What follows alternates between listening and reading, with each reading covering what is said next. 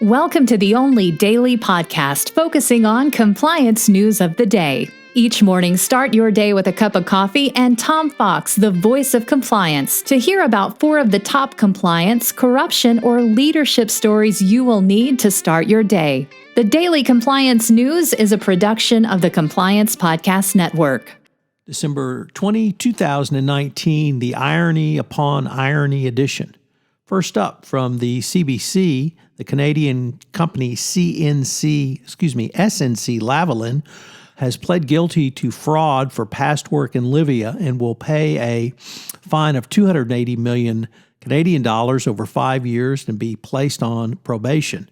A division of the company has pled guilty to fraud for its work in Libya. This is around construction contracts from 2001 to 2011, according to an agreed statement of fact. This perhaps will end the imbroglio that the company has found itself in. It was a huge corruption scandal in Canada. They had C-suite involvement, just devastating for a major Canadian contractor. The company said it accepts the consequences as well as the conditions and will hire an independent monitor. And sort of our lead or targeted headline story of Irony Upon Irony, a former Palo Alto network employee is charged with running an insider trading ring. As reported by Dylan Toker and James Rundle over at the Risk and Compliance Journal of the Wall Street Journal, the case involves insider trading that shows even cybersecurity firms can fall victim to insiders with knowledge of the company's systems. The SEC announced civil charges against 5 people who were running the scam and reaped more than $7 million in profits and trading on confidential earnings from the Palo Alto Networks, Inc. Federal prosecutors also charged 2 of the men with criminal fraud. A key player was the former IT administrator at the cloud computing company who allegedly used his IT credentials to obtain confidential information about the company's quarterly earnings.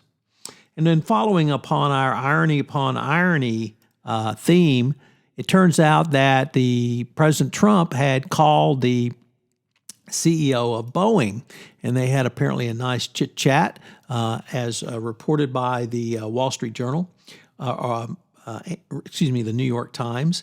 And interestingly in this, the president of Boeing told President Trump that Boeing had actually fixed the software problem for the 737 MAX, but that the regulators hadn't tested or approved it.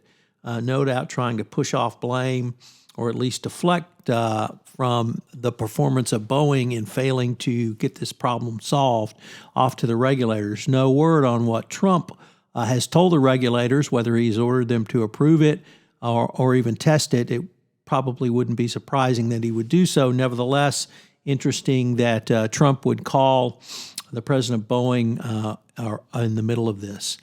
And finally, in a similar theme, when the editorial board of the Financial Times calls you out for your poor culture and performance, you've got a big problem, as the Financial Times is literally one of the world's top business newspapers.